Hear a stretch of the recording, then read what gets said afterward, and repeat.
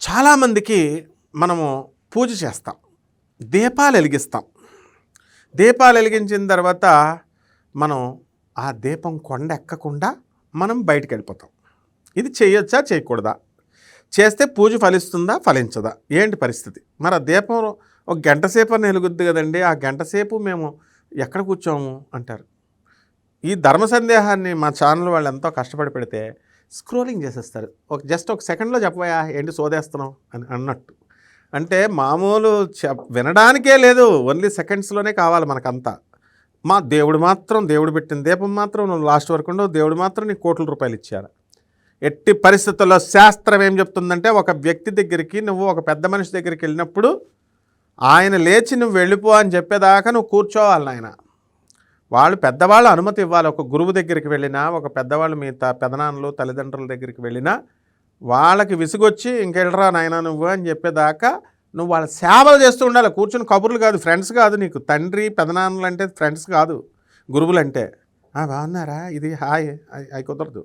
అలాగే దేవుడు కూడా నీ ఫ్రెండ్ కాదు. మరి ఏమిటి?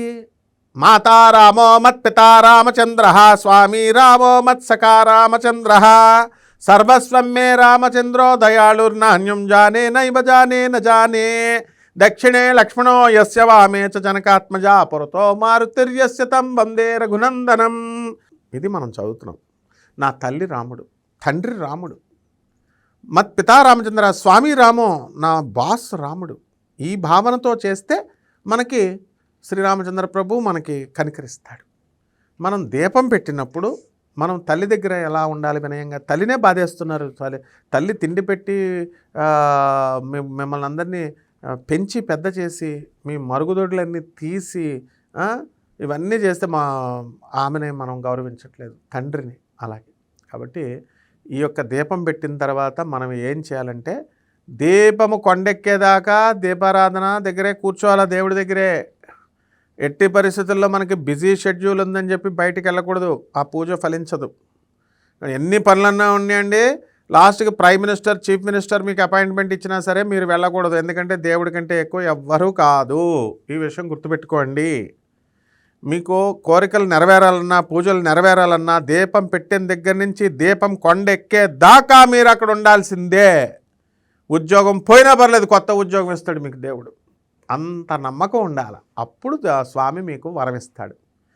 అంతేగాని మామూలుగా మనం దీపం పెట్టేసి హడావుడిగా ఆఫీస్కి వెళ్ళిపోతూ తలుపులు వేసేసి దీపమేమో పైన పెట్టుకొని కింద ప్రశాంతంగా పూజ చేయాలి, ప్రతిరోజు చేయాలి. ఒకటి ఈ రకంగా చేసుకోండి అమ్మా, బ్రహ్మాండంగా ఉంటుంది మీకు. దీపారాధన అనేటటువంటిది కొండెక్కేదాకా ఉండండి అక్కడ. శుభమస్తు.